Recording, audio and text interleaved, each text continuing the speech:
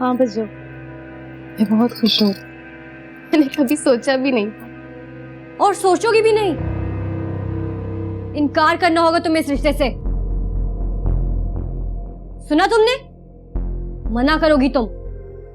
बच्चों, जमी ने मुझे ठुकराया था और अब तुम उससे ठुकराओगी। क्या? तुम आखिर चाहती क्या हो? वही जो आप सुन चुके हैं। मेरी समझ में नहीं आ रहा। मैंने कोई इतनी मुश्किल बात नहीं कह दी कयूम आपसे जो आप समझ नहीं पा रहे। मेरी समझ में तो ये आ रहा है कि तुम ज़ारा की शादी जमी से नहीं करना चाहते। हाँ, नहीं चाहती मैं। मगर क्यों? वो मेरा भतीजा है, मेरी आंखों के सामने जवान हुआ है, पढ़ा लिखा है, इससे बेहतर रिश्ता हमें नहीं मिल सकता। मिल सकता है। नायला को देख रहे हैं ना आप, कितने बड़े खानदान में उसकी शादी हुई है। दुनिया की हर आसाइश, हर आराम उसे मैसर है। इसलिए मैं चाहती हूँ कयूम साहब कि ज़ारा का भी अहमद के खानदान में मिलना जुलना हो, ताकि उसका भी किसी बहुत अमीर कबीर खानदान में रिश्ता तय हो।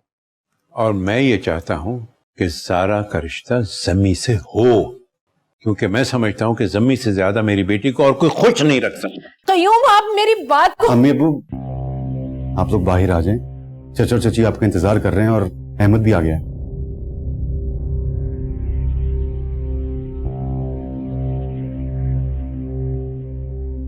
पता नहीं मैं अहमद के साथ किस तरह जिंदगी गुजारूंगी।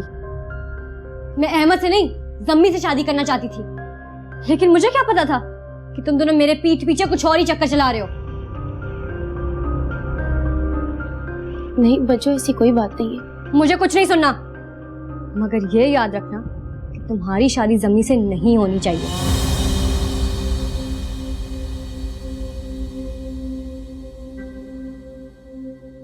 आप लोग यकीन कीजिए, मुझे ये बात सुनकर बहुत खुशी हुई है।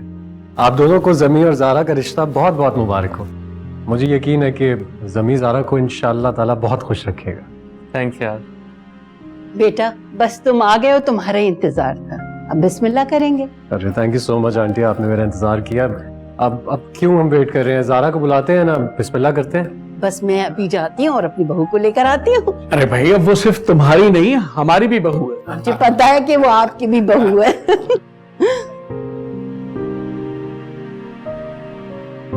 बाहर सब जमा हो गए, जाओ और अभी इनकार करो। अगर तुमने इनकार नहीं किया ना, तो मैं अगले ही लम्हे जाकर अहमद से तलाक लेकर इस घर में वापस आ जाऊंगी। तुम तो जानती हो, मैं जो कहती हूँ वही करती हूँ। अरे ज़ारा, नायला, तुम लोग अभी तक कमरे में हो? सब लोग बाहर बेचैनी से इंतजार कर रहे हैं। बेटा ज़ारा चलो, और नायला तुम भी चलो। चलो चलो चलो चलो चलो बाबा, चलो जल्दी आओ।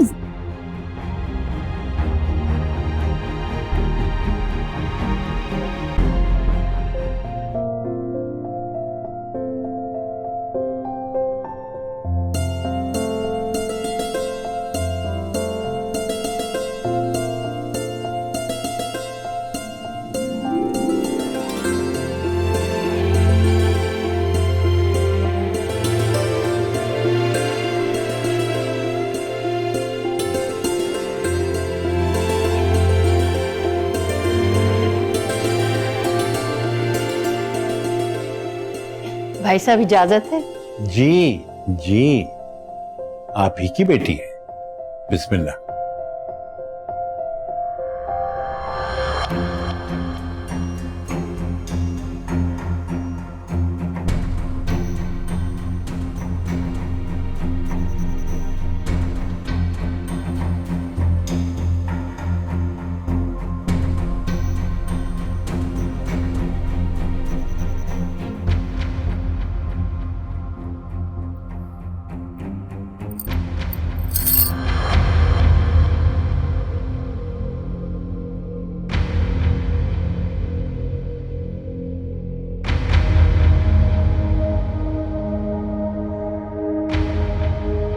मुझे ये रिश्ता कबूल नहीं है।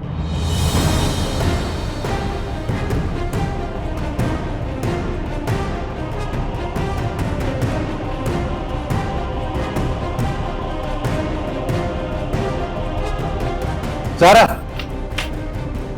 ज़ारा,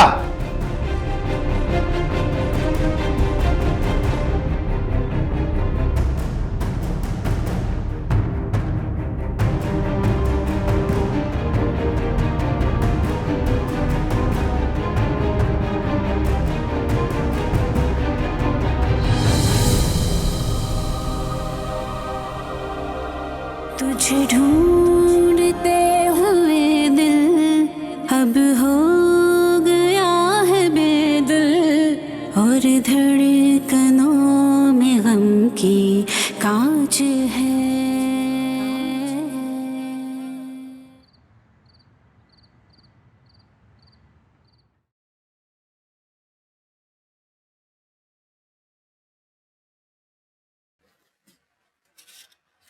नाइला, जिम्मी में मुझे कोई बुराई नजर नहीं आई, फिर जारा के इनकार की वजह नहीं समझ पा रहा हूं मैं। सारा मेरी तरह अल्लाह मियां की गाय नहीं है ना, जब माँ बाप के हर फैसले के आगे सर झुका के हाँ कर दे। मेरे में तो हिम्मत नहीं थी मना करने की, उसमें थी, कर दिया उसने। और वैसे भी जारा और जम्मी के मामलात में जहन उलझाने से बेहतर है कि अपने काम से काम रखा जाए। मैं तो बस जनरली बात कर रहा था। कल रात को हमारी फ्लाइट है, सारी पैकिंग कर दी है मैंने। नाश्ते के बाद अम्मी के घर चली जाऊंगी, एयरपोर्ट जाते हुए वहीं से पिक कर लीजिएगा।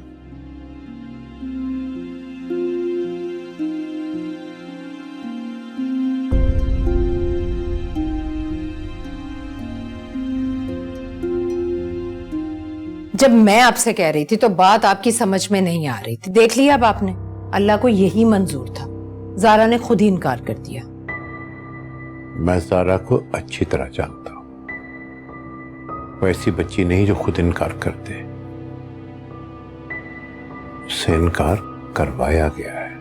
क्या मतलब है आपका क़य्यूम साहब? आप समझते हैं कि मैंने उसे? ये मैं नहीं जानता, लेकिन मैं ये जरूर जानता हूं कि मैं जो सोच रहा हूं वही सच्चाई है, वही हकीकत है, और तुम भी जानती हो। बिला वजह के ताने बाने बुनने की जरूरत नहीं है, और ना ही मेरी बेटी के सर पर तूफान खड़ा करने की जरूरत है। तुम्हारे चिढ़ने से या गुस्सा करने से मेरी सोच नहीं बदल सकती। मैं अब भी यही कहूंगा कि जारा ने खुद इनकार नहीं किया, उससे इनकार करवाया गया है। मेरा भी यही ख्याल है, जारा को इनकार के लिए मजबूर किया गया है, और मेरा दिल कहता है कि नाइला ने जारा पर दबाव डाला होगा। अबू, आपका क्या ख्याल है? मेरा भी यही ख्याल है। आप बाप बेटा तो मेरी बेटी के पीछे हाथ धोकर पड़ गए। नुसरत, हर गलत बात पे नाला की हाँ में हाँ मिलाना छोड़ दो, वरना तुम्हारे साथ सारे खानदान को खमियाजा भुगतना पड़ेगा।